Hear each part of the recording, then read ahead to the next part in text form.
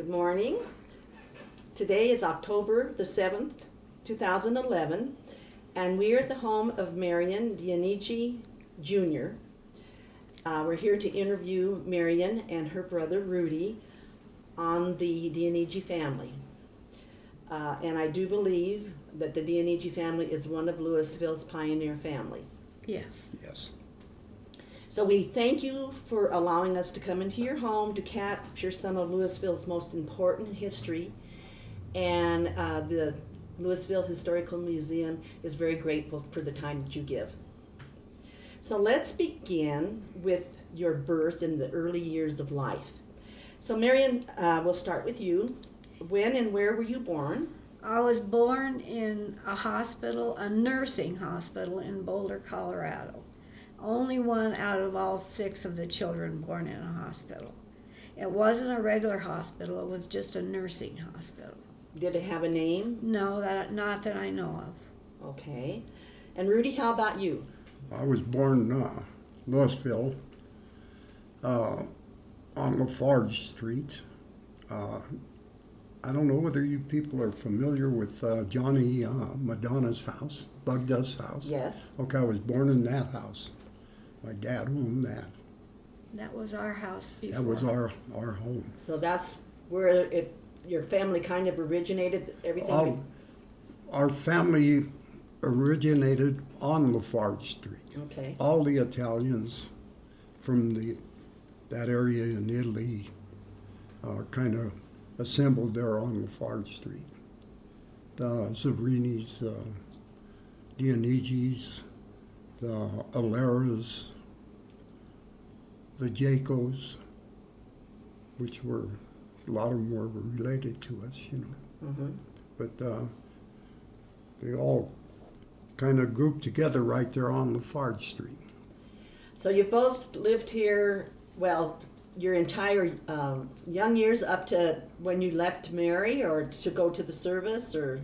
Well, that was the first time I was ever out of Louisville, was when I went to service. Mm-hmm. And How old were you when you went to the service? 17. Well, we're going to talk about those years later on. But Marion, you've been here all your life. I've been here all my life, yes. Yes, I have. So what is your full name? Marion Dionigi Jr. Middle name? Patricia. Patricia. And Rudy? My middle name is Paul, Rudolph Paul Dionigi. So were either of you named after a relative or a family friend? I was named after Marion DeFrenchie. And I think when they got to the 6th kid, they couldn't think of a name, so they named me after my godfather, who was Marion DeFrenchie. So the DeFrenchie. So that's where my name came from. Okay. Dad was good friends with him. And Rudy? Well, mine, from what I can remember, Grandpa Winkler named me because they were from Austria. They were Austrians. And he named me after Rudolf von Habsburg, is what he used to tell me. And who is that? Because He was a chancellor or ruler of Austria Okay. when they left there and came to the United States. So you have a title. No, I do not have But a you, have title. you are named after somebody with a Yes, title. he just, I mean, that was That's great to his know. way of neat to naming know. me. Uh-huh. Yeah. Because with 6 kids, you kind of run out of names after a while, Yes, my mother had 6 kids, and yeah, probably. And we had 3 boys first and then 3 girls. Yeah, and Dad used to always tell me, I said, Dad, how did you do that? 3 boys, and he says, it's all in what you know. I heard a similar story, something Yeah, like that. really. But it's, I was going to say what he really told me, but I better not. my father-in-law once said about his children, well, you can all tell they were hit with the same stick.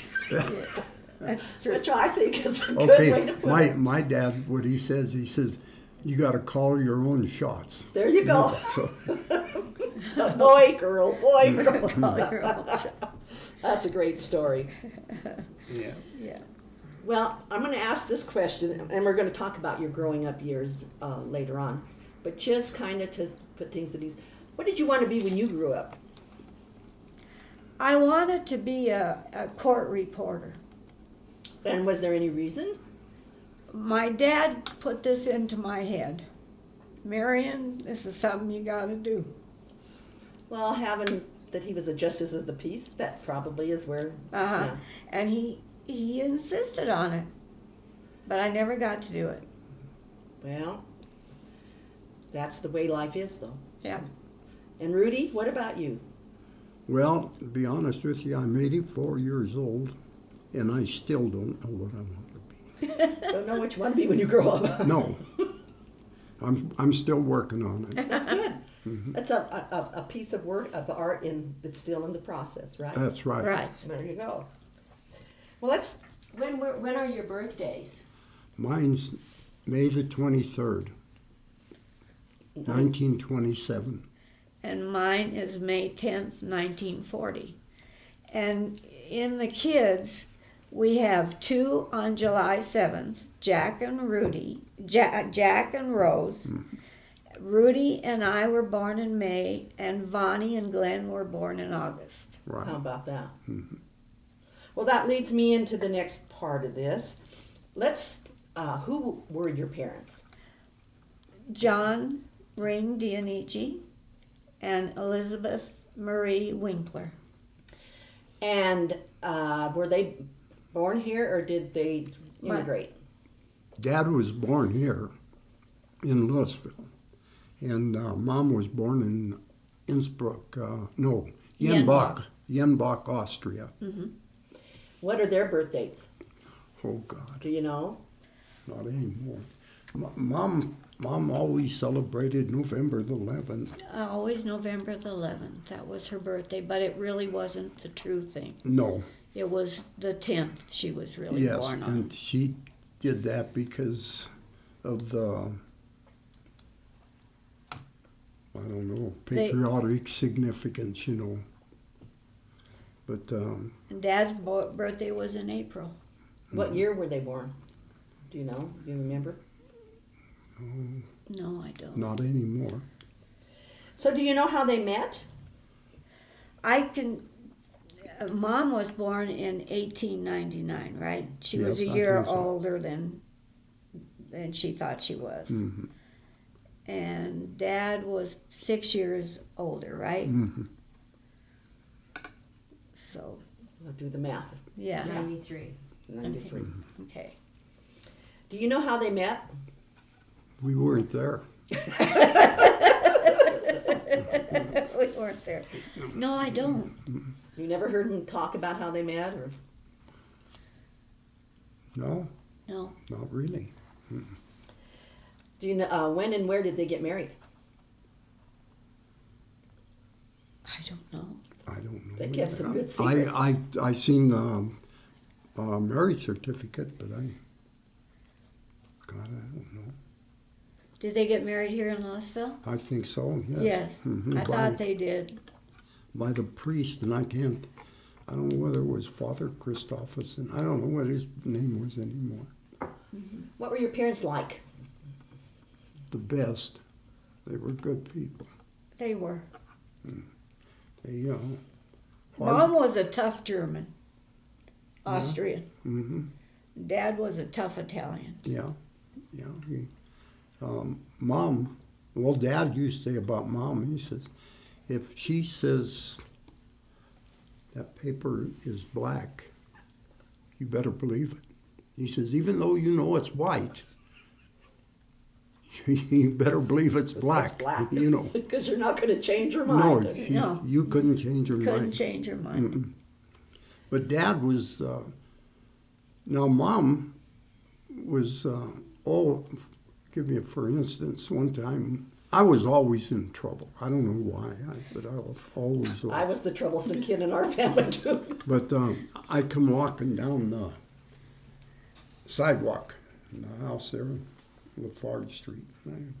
walking by, and Mom was sweeping. She was always sweeping the sidewalk, and she's sweeping along. I come walking by, and I says, "Hi, Mom." Went on by, and pretty soon, wham, got hit in the back of the head with that darn broom. And I said, "What'd you do that for?" I said, "I didn't do nothing." She says, "You will before the day's over." You're getting your punishment before the crime Yeah, was that's the committed. way she was, That's wasn't she? yeah. Yeah. Yeah. That was our mom. Now, my dad, I don't ever remember him raising a hand to me No, me neither. or threatening to whip me or anything. No, Never. no.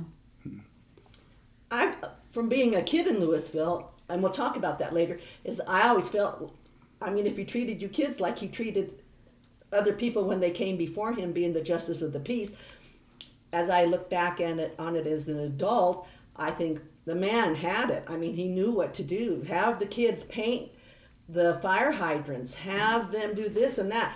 You know, the best punishment that you can give is something for the town. You know, Right. get something done for the town. Like, speaking of that, we called it a poll tax at the time.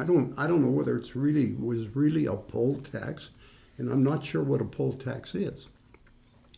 But you used to get $3. Certain people had to pay it. Mm-hmm. And I don't know whether, it seemed to me like if you were a veteran, you didn't have to pay the poll tax. But don't quote me on that because I'm not sure.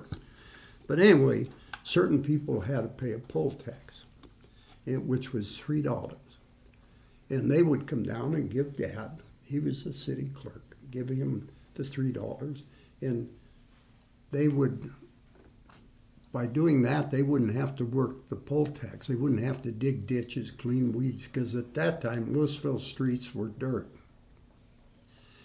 We had ditches down each side of the Right. street, if you Right. remember. Right. Yes. Mm-hmm. And we'd have to clean all the weeds out of there and the debris, you know. And if you did that, you got the $3. Oh, that's how they paid to have that kind of work done then. And so he would give that work to kids. You know, like Well, during yeah. the summer, if you kid needed money, you know, come on, you can work poll tax, $3 a day. What an ingenious idea. Yeah. Yeah, you know. You they- help the city and help Keep the the guy kid- that owed the pay poll tax. And keep and- the kids busy and out of Yeah. trouble. Yeah. Yeah, Mm. I think I always, as an adult, look at that and think he was very good at that, you know. He he really was. was. He always turned it back to the city. Mm-hmm. Yeah. Yeah. And I can remember a time there was a little Mexican kid, Cruz Romero. Well, Cruz. Did you know him? Mm-hmm. And anyway, Cruz didn't have any shoes. And it was wintertime. And we was at the red and white store, and Dad took him over to the Hub store Mm-hmm. and told Mr. Webster, he says, give him a pair of shoes. So he did, and socks, you know, and a pair of bib overalls, I'll never forget, and a little jacket. And I don't know whether he got a stocking hat or, I can't remember, but I know he got shoes and socks and bib overalls. And anyway, I told him, he says, geez, Dad, I says, while we're here, I says, I got holes in my shoes. I says, I was putting cardboard in them. And he says, to Mr. Webster, he says, they had these glue-on soles for 15 cents, you know, that you'd glue on your shoes. He said, give me a set of those. He handed them to me. He says, stick them on your shoes. Mm-hmm. So, That's the way he was to us Yeah. kids. but Cruz got the new shoes, and I got the 15-cent soles, you know. Well, the wise man that he was, he probably knew down the road not too far you were going to get a new pair of shoes, and Cruz it was wasn't. down the road quite a ways. Yeah, that's true. I can remember coming home from Catholic school one day, and I got my feet wet because I hit every puddle on the way home from Catholic school, And my dad says, dry your shoes on the oven door. Well, they dried, but they curled up. I remember that. And he says, you got to wear them. He says, we can't afford a new pair. And they were so stiff and so bad, I could hardly wear them. But that's the way he was. I don't know whether you remember Billy Austin's store. No. You know where the old Gray School was? Yes, uh-huh. Okay, it'll be just east of right behind Ed Smith's. Okay, yeah. There was Ed Smith's, then there was, it used to be Obley's, then Joe Campana bought it, and then there was a little store there, and that was Austin's store. So is that on the corner there, Right right on the across from the corner. park? Yeah, right across from the Baptist or Methodist Church in that. Yeah, okay. Which corner? It would be where the medical, well, it was medical Yeah, office. where Yeah. So Yeah, it's the Northeast. Dr. Kirk. northeast corner, yeah. Yeah, where Dr. Dr. Kirkhoff was Kirkhoff there, yeah. And but anyway, we used to go in there and get licorice. They buy candy for a penny. You got a stick of licorice, almost 2 foot long. Wow. And but one time he was selling out. Billy Austin was getting pretty old. That's Roy Austin's dad. He was getting pretty old, and he's going to sell the store. But he had a pair of shoes in there, and they were yellow. And I'll never forget them. And they had almost high heels on, like Western boots, you know. Mm-hmm. But they were wood. The heels were wood. And anyway, I'd always stop in there and talk to him, you know. And God only knows I needed a pair of shoes, you know. And I seen them. And Billy Austin says, I'll sell them to you for 50 cents, you know. Which was a lot of Oh, money. yeah, I in didn't those have days. 50 I was gonna cents, say, it was you a know. lot of money in And those days. so I went home and told Mom, I said, I got a chance to buy a pair of shoes for 50 cents. I didn't even know whether they'd fit me, you know. Yeah. She says, oh, come on. She says, we can't afford it. I said, oh, goodbye, you know. I said, okay. So she gave me the 50 cents. I went and bought them dang things. Well, they had these wooden soles, and she could hear me coming down the sidewalk. She said, that was the worst 50 cents I ever spent in my life. And did they fit you, though, or were they too... Well, I were they can't snug? remember, but I wore them, you know. You were going to wear them whether they fit or not. For 50 cents. cents. That's true. You were That's stuck. true.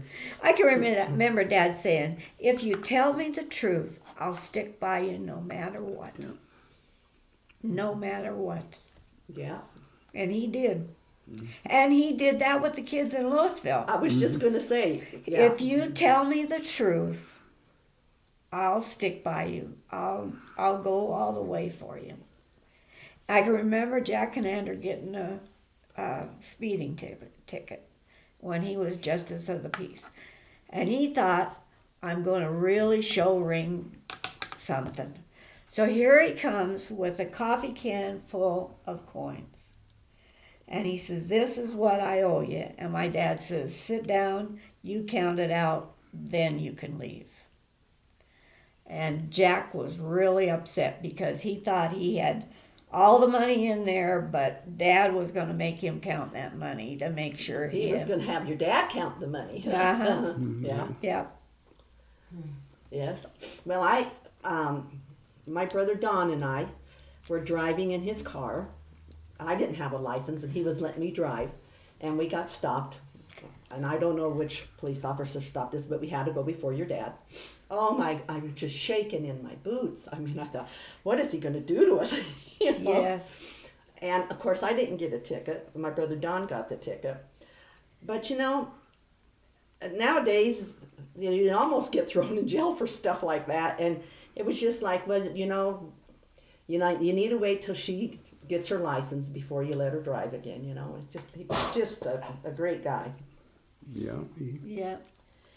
So, your dad was called Ring. Can you tell us why?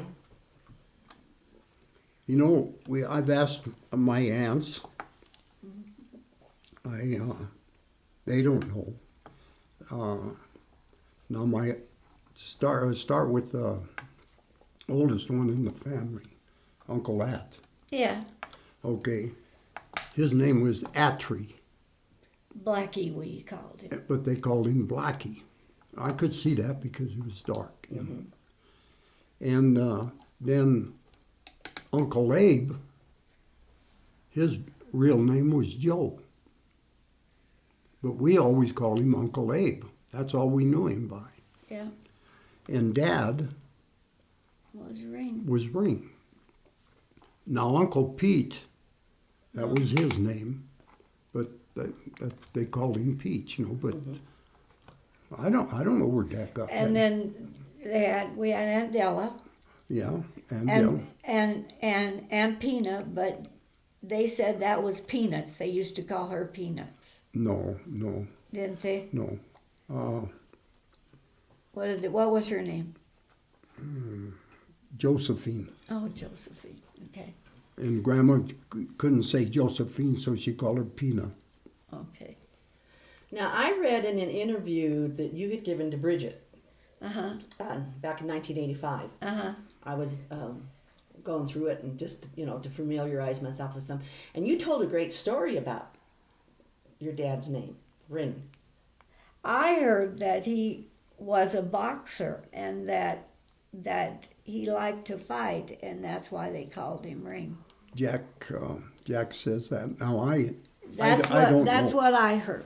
That's what I always Now heard. I asked Dad, and Dad would never say. Now Mom told me this. When I asked her one time, she says, well, when they first got married, he used to go around and box, him and Uncle Blackie. That's what I understood. Okay, and so there might be some truth to what you said. But anyway, he'd come home and he'd be beat up pretty bad sometimes, but he'd tell Mom I won, and he'd show her the money, And one time he come home beat up so bad, she thought, wonder he's alive, And but he still got paid for it, Yeah. And she made him quit. So there could be something. I was going to to say that just makes sense. Yeah. That would be. They said he loved to fight, and Yeah. that's why they called him Ring. So he's like a little bandy rooster then, huh? Yeah. Well, when Glenn, Jack, and I were kids, we had a fence in the back of the yard. Oh, not quite as high as that. But Glenn in high school had boxed this. What the heck was his name? John Tavada. And he knocked him out. This is in high school, boxing. And so he come home all puffed up and he tough, And Dad told him to do something. I forget what it was. And Glenn says, I'm not doing it, Dad says, oh yeah, you will. I won't. Well, Dad always hung a pair of boxing gloves in the barn. And if we got into an argument or something, he'd say, that's it. I don't want to hear no more. Up to the barn, put the gloves on, and you went out in the backyard and squared off, Get it out of your system, Well, anyway, Glenn wasn't going to do what he was told. So Dad says, come on, put the gloves on. Glenn says, Daddy says, I knocked John Tabata out. He says, I'm not going to pull no punches with you. He says, I'm going to hit you, So it was your brother Glenn and your dad that were going to Yes. box? Not, I thought it was okay. Yeah. Oh, wow. And so anyway, Mom come running out and she says, no, you're not. You'll kill him. You'll hurt him, Glenn says, don't worry, Mom. He says, I won't hurt him. She says, I'm not worried about him. She says, I'm worried about you, And Glenn says, oh, he says, I ain't worried. So Dad says, go ahead, take the first shot, Glenn says, no, you take it. No, Dad says, you go ahead. Well, Glenn hauled off. Well, Dad blocked it, and Dad hit him, boom, boom, just like that. Glenn went over the fence. And Glenn was laying there in Shalino's yard. And he turned to Jack and I, and he says, okay, he says, which one of you guys want to put the gloves on next? You know, I said, not me. You were the smarter one. Jack and I, we went and did whatever he told us. Oh, that's a good story. Did your mom have a nickname? Lizzie. Just Lizzie. Just Lizzie. Yeah, that's what I thought it was. Yeah, Lizzie. What's your most vivid memory of your parents? Maybe your father first, if just something just comes to mind. I got my driver's license, and I asked Dad. I says, "Can I go to Lafayette?"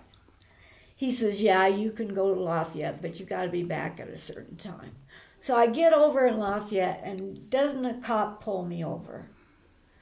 And he made me get my driver's license out, and I had a terrible time getting that driver's license out. I couldn't find it.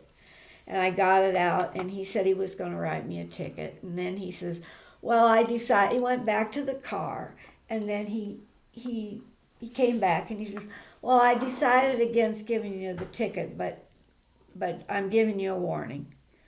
And he says, you were speeding. And I said, but I wasn't. He said, well, you were. So I went home, and I come home to Dad, and I wasn't gone an hour, I know. And he says, what's wrong? I says, the cop in Lafayette pulled me over. He says, well, you must have done something wrong, or he wouldn't have pulled you over. I said, but he didn't, Dad. So, months later, he finally told me that he told that cop to pull me over and give me the runaround for a ticket. And I'll never forget that. Do you remember? Yeah, that was Barney McWilliams. Yeah. Who was it? Barney McWilliams. Mm-hmm.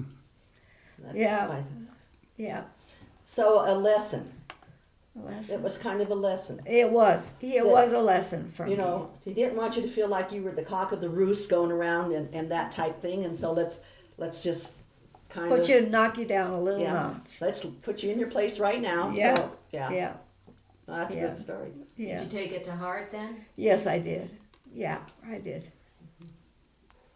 And do you have a story, Rudy? Well, I loved your boxing story. Well,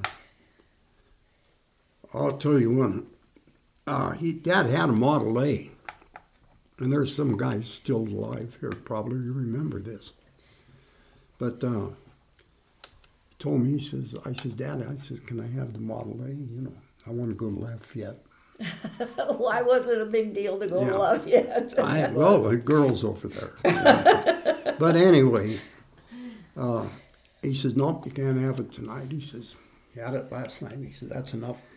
And dang, I wanted that car to go to Lafayette. So, man, I think Billy Madonna and Dick Franchini.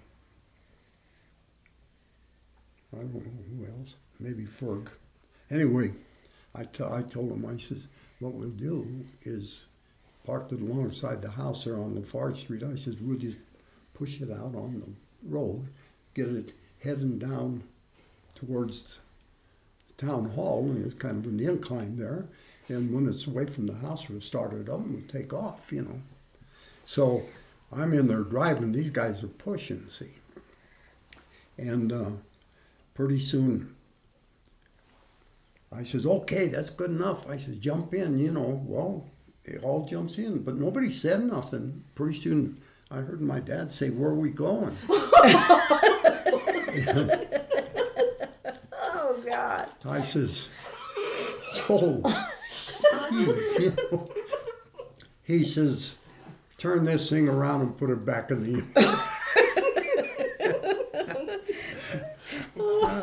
He was a character. He was. But those guys, he was helping them push, and they never said nothing. He probably went up and went, shh. Yeah. Oh, Lord, that's a great story. You know, another thing that I remember, too, is Christmas in Louisville. Yeah, we're going to talk about that, the traditions and stuff, because there's a great tradition with your dad. And Yes, yeah, there is. Yeah. Yeah. What did your parents do for a living? Well, Rudy was telling me he worked in a Corkle store. And he also didn't he work at the Red and White? Well, first Dad went, when he got out of the Marines, he went to California and learned to be a butcher, meat cutter. Uh-huh. And the reason I remember this, when he graduated from there, he got, they have, a steel that you sharpen knives on. Mm-hmm. Well, he had one of them, it was a tie clasp. And then he had a knife that was also a tie clasp, Then he had cufflinks that were, I don't know if they were knives or what they were, but anything, anyway, he had them all to match, but this was his graduation present. But he come back to Louisville. He went to work for McCorkle's.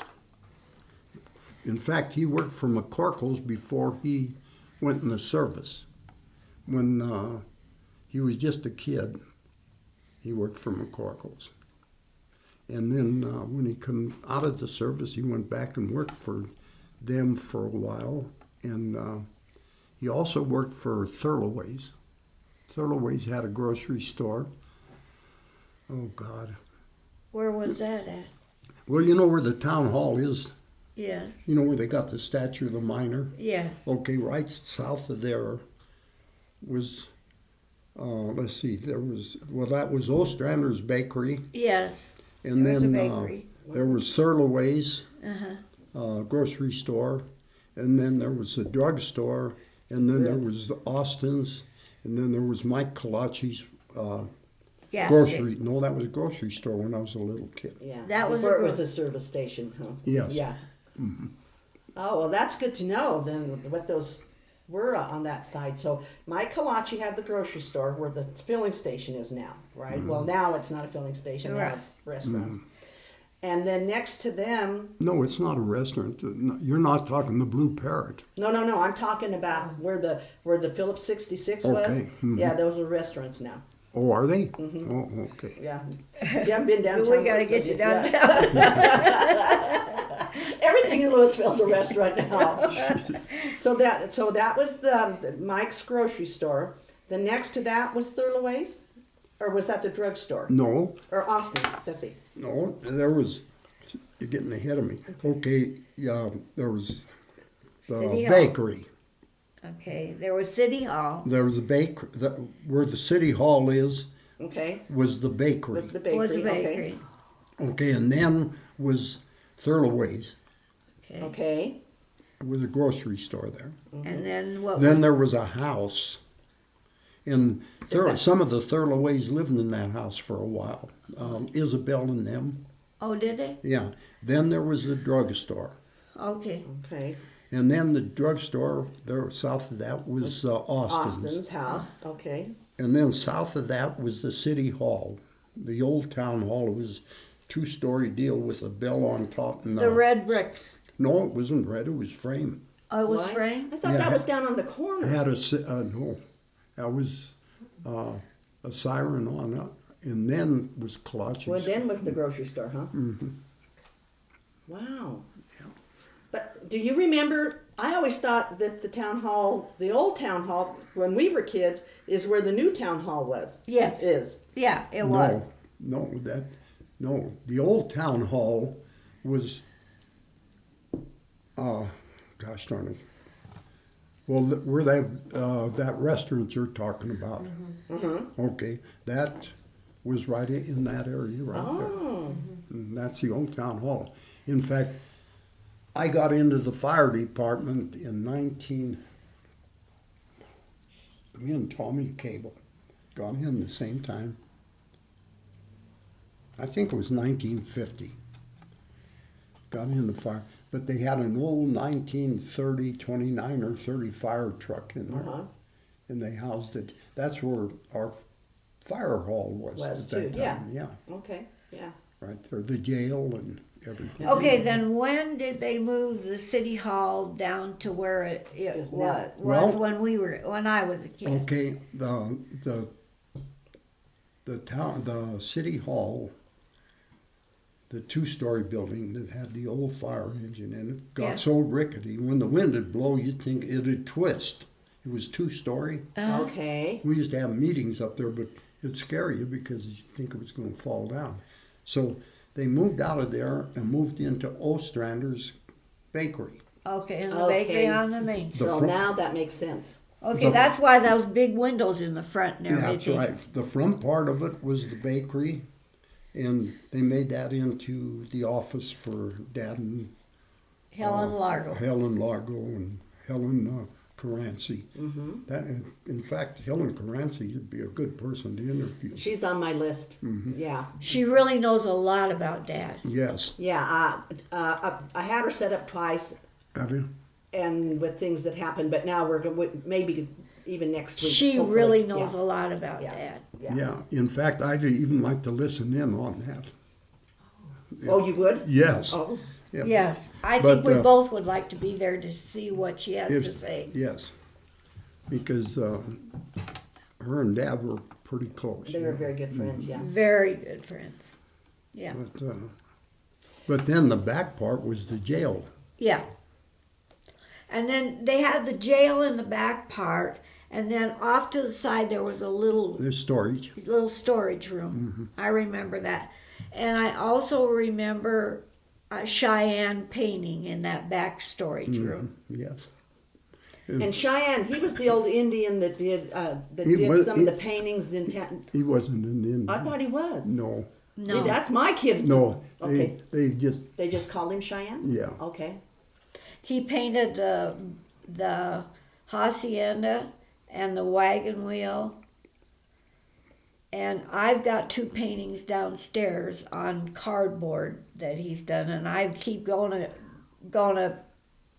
put them, frame them. I want to get them framed. They're not the best, but they're still by him. Well, he painted with a house brush. Yeah, those big He wide. never used an artist brush. Didn't he paint the mural, whatever it was, up On at the bar wa- wall. up at the wagon wheel? On The- the floor. Was it on the floor? I thought it was the wall, but it wasn't. Wasn't it a hand, a full house? I mean, no, not a full house. Wasn't it a picture of guys playing cards, and one of them held what's the highest? Royal. A Royal. royal flush. Well, it could be because he had them all along the walls. Yeah, You know. yeah. And Marion, I think that would be a really good thing for us to film Those 2 pictures. because you don't hear, I I've have heard the of 2. Cheyenne a couple of times, but I have he 2 did- paintings. Yeah, that would be great for us to film that, so that we have that for the historical museum. 2 That these were some of his paintings. Yeah. Because I don't know. are do they have still to. there? Up there? At the I don't know if the museum has any or not. That's what No, I I don't think they do. No. The building, the old wagon wheel, do they have any, No, it's I- all I- painted over, No, Rudy. They Oh, don't is it? have it. What's the hacienda? Is that old? That's Zuka's. That's Lucas now. Mhm. Okay, well, what about the stuff at the old Louisville Inn? Did he paint those? That wasn't Cheyenne. I don't know. Oh, now I don't know. The only one, 2 I can remember. We talked about this before you came. We don't know if he painted the old Louisville Inn or not. Mhm. We're not sure. Rudy and I aren't, because we talked about that. And I'm not sure about the wagon wheel, but I think that's what the story I'm that I sure he heard. paid the I wagon know. wheel, He and did. he did, Yes, and because I I know was he there. painted the hacienda. Okay. Yes. because he would sleep in the basement. That's what I heard. And then Dixie and Bonnie LaSalle owned it. And they would keep him stocked up on booze. Hmm. And whenever he'd get either drunk enough or sober enough, whichever the case was, he'd come up and paint. Yeah. But I don't know how the guy lived because he didn't eat much. He No, drank. He drank all the time. And I can remember Dad putting him in jail to sober him up. And then he would give him paint. He'd go down to Steinbaugh's or to Masoni's and buy paint for him. And he had a regular house brush. I mean, a house brush. And he could paint anything with that brush. Yeah. Yeah, he's kind of a Louisville legend that, you know, Boy, he was. we don't really, we haven't talked about a lot, but it's something that we want to discuss more. Yeah, I'll have to get those out and, Yeah, we want to do that, so we won't okay. forget. Okay, so I know that your dad worked in the grocery stores and that type of thing, but when did he become the justice of the peace? Well, he became Justice of Peace after Judge Dearden. Did you ever hear him? Would you spell it? Jordan? Dearden. Dearden. Oh, Dearden, okay. And where he lived, in fact, I got his old clock. Oh, do you? Yeah, I wound it yesterday, and it was chiming, Oh, was it? and it sounds like I don't know, something. Sick? Yes, Sounds a little- but hey, Does anyway, it sound a little Virginia, old? Virginia says that's got to stop. Anyway, he lived. Oh God, John Madonna, across the street. You know where the priest's Houses? house was? Yeah. Okay, right behind the priest house, going east. Uh-huh. There was a little shack back in that, Yes, I remember a little. right on the corner. Yes. Mm-hmm. And it was overgrown with weeds, but he had this little shack in there, and he was the justice of the peace. But Dearden, Judge he- Dearden, huh? Judge Dearden, but Okay. he got pretty old and senile, you know. Mm-hmm. And so Dad took over JP then. And God, I can't think what, Dad, it had to be, it had to be in the 30s.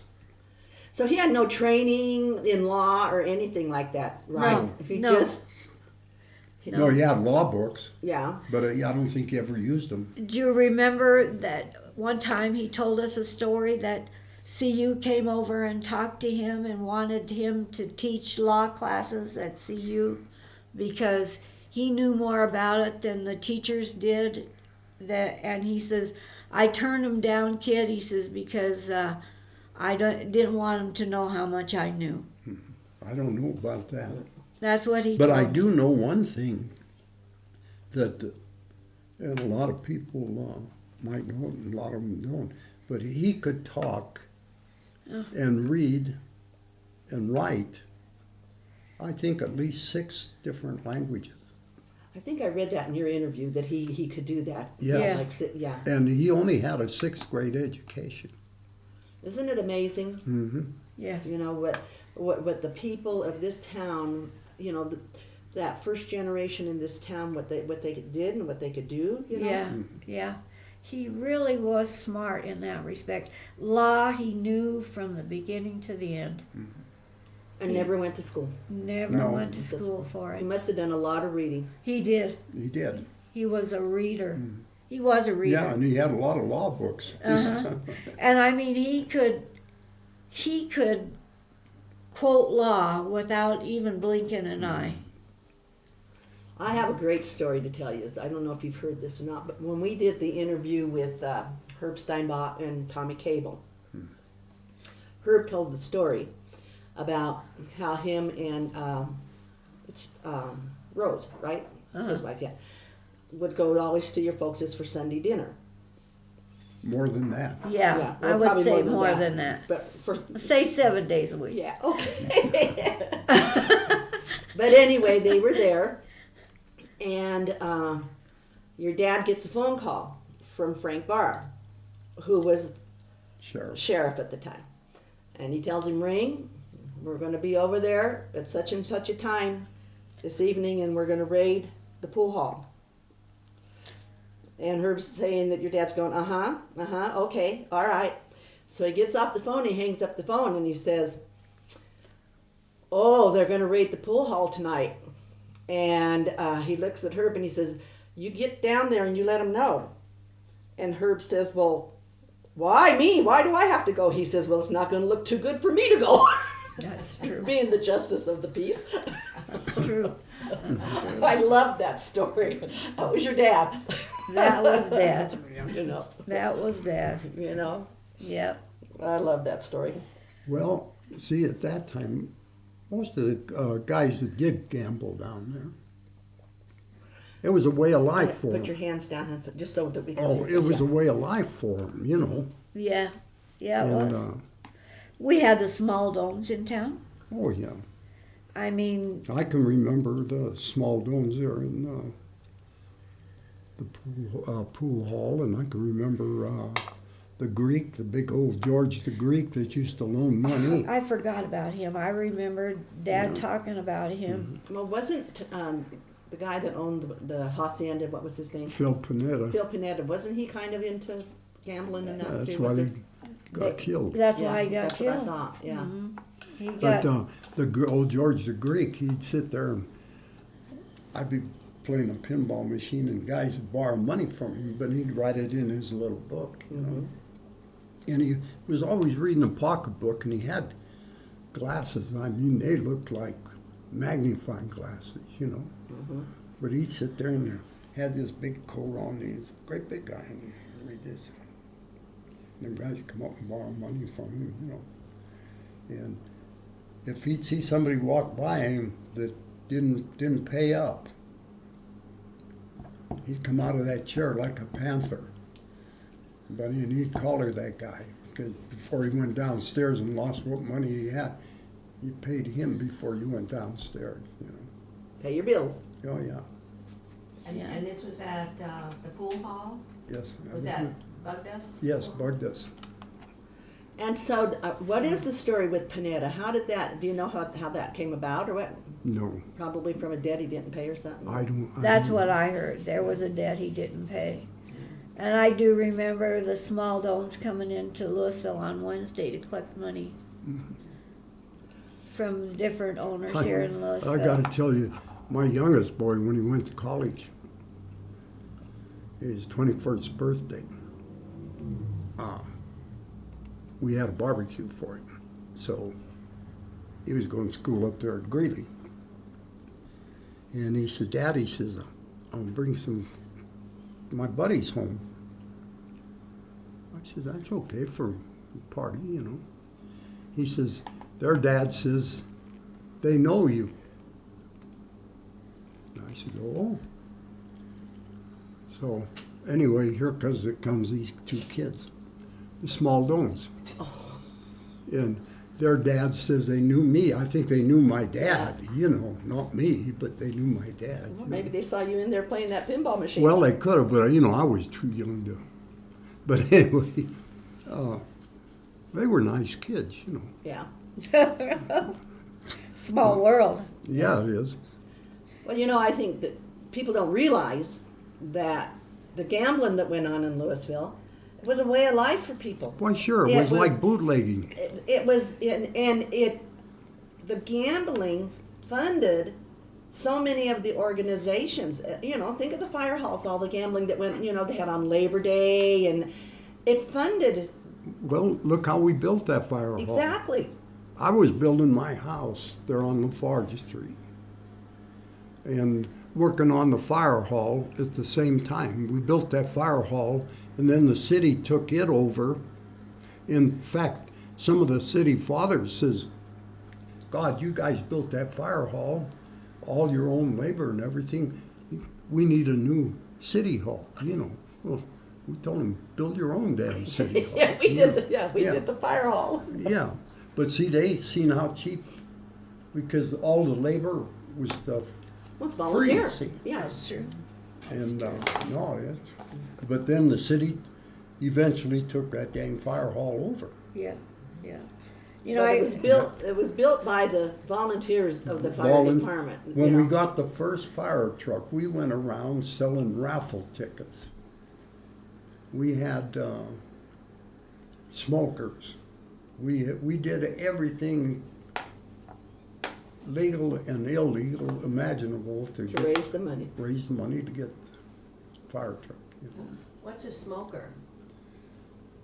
Oh, we gambled, you know, and then we even had girls come from burlesque girls. And that's called a smoker?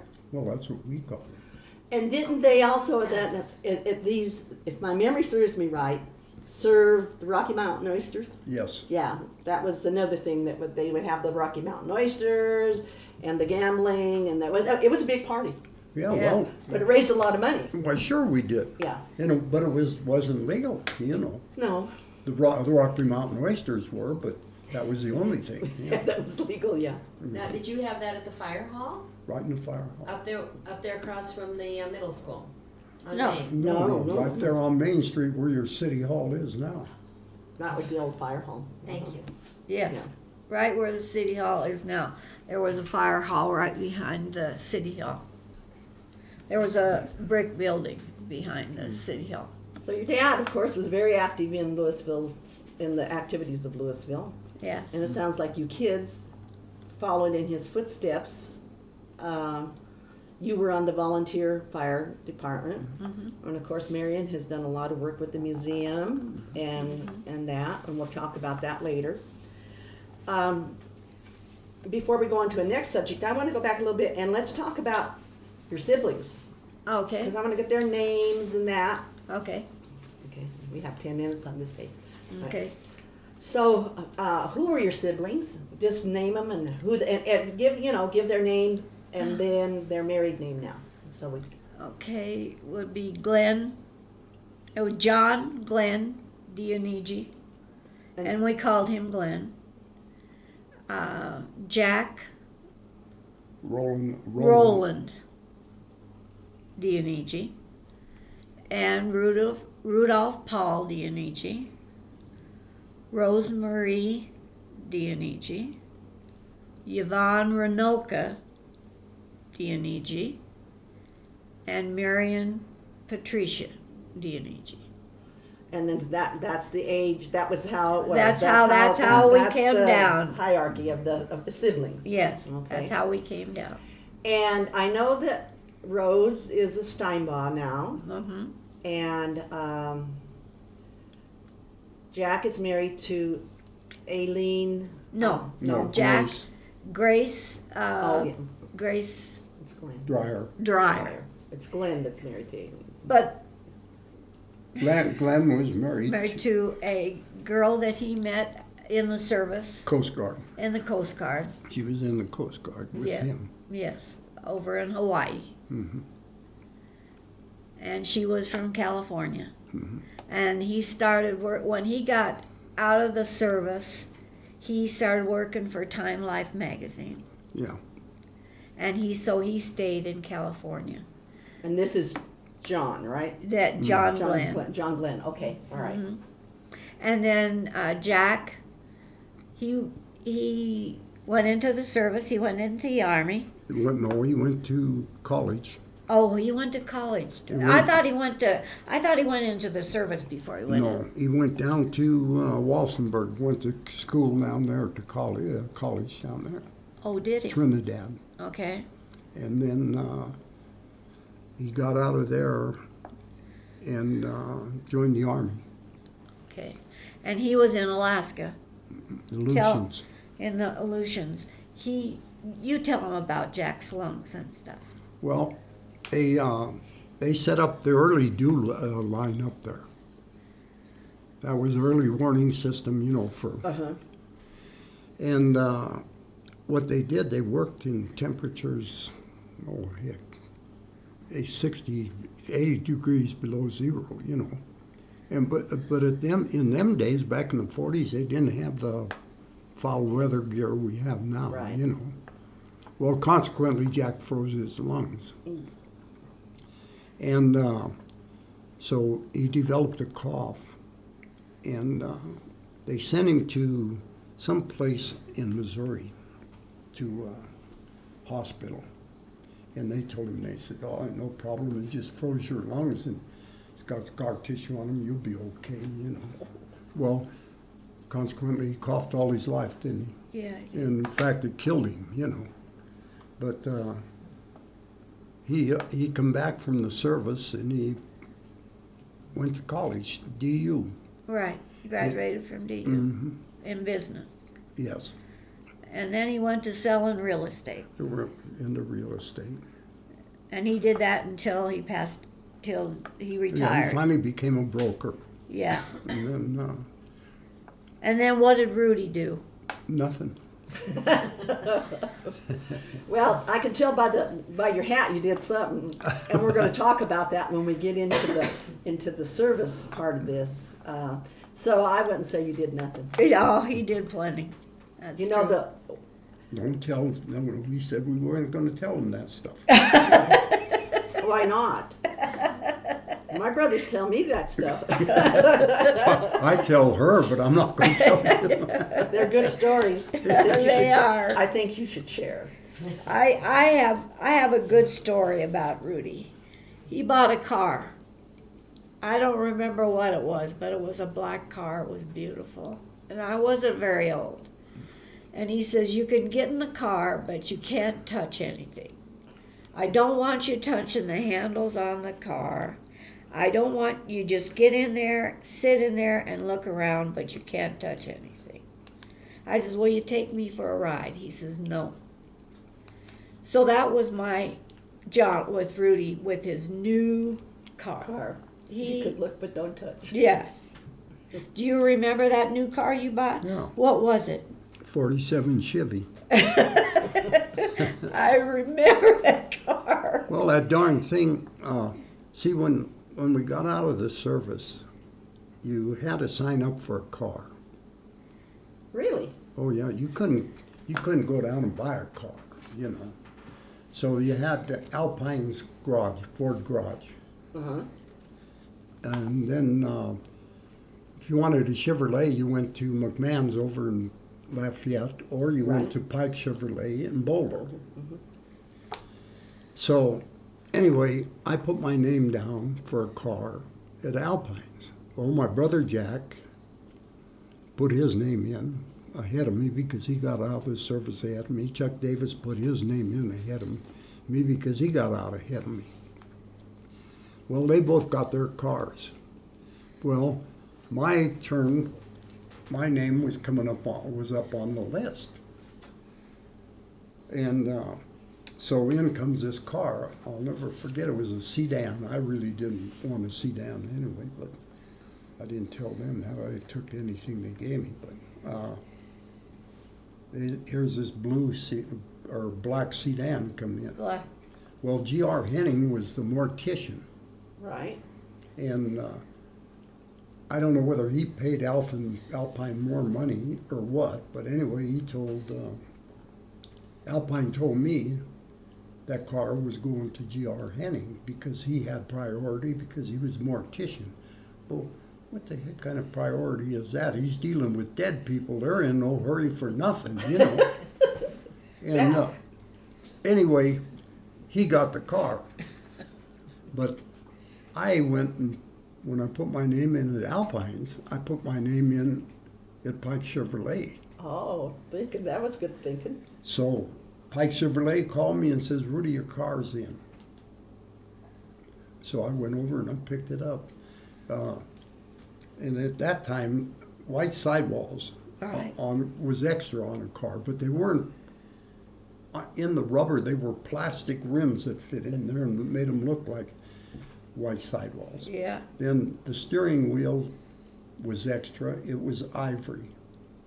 Had a push button radio, a lever push like this pen, you'd push it. Had a speaker in the front and the back, if you remember. I don't remember that. Well, you didn't get in there that no, long. I didn't get in there that long. But anyway, then you didn't have to open the trunk to fill the spare tire. They had a deal. You know, but this was all extra, see. Uh-huh. And anyway, I bought it. And I think that car cost me, I don't know, I think $1,700 at that time, you know. But anyway, I come back into town, I drove by Alpine's garage, you know, and they had a filling station out there. They give me enough gas to get from Boulder to Louisville, you know. And anyway, I pulled up there in front of Johnny Lombardi was working for the Ford garage. Well, he come out to fill me up, you know. Oh, you get this car, you know. Is that yours? I said, yeah, it's mine. Well, you're supposed to get a Ford. You're next in line. I said, I don't need it now. I said, I got this one, you know. Well, Boy, it made them mad. I bet it did. But they lost their dealership on for veterans after that, you know. Oh, they did? Oh, yeah, because they was pulling some hanky-panky, you know. Ah, don't mess with the Yeah. bill. I I didn't don't- realize that you might- had to you might sign wanna up for a cut- car. You might didn't. want to cut that out. No, it's on. Yeah, that's all right. That's a long ago. Yeah. That's interesting. No, I didn't know you Yeah. had to put your name in for a car. Oh, either. yes. Yeah. Mhm. See, he which would remembers. make sense. Yeah. Yeah. Yeah. Which would, I even think that when my husband got his Chevelle, that he had to, well, he had to order it, I know. Okay, we're coming to the end of the first tape. Uh-huh. So I think we'll end it with talking about how many, I know that you've lost a couple of your siblings. Yes. And so Jack was one, is that? Jack, we lost Glenn first. Glenn first. Glenn, okay. Yes. He's been gone for 6 years. Jack, 2. Mhm. Vonnie, 2. Mhm. About 2. Yeah. Yvonne. And so Jack died before you, that's right, Jack died. I thought that wasn't that long ago that he No, passed. wasn't it? It wasn't, just That's it. about 2 years. About a year and a half. Okay, that's our first tape, guys. See, that wasn't that hard, was it?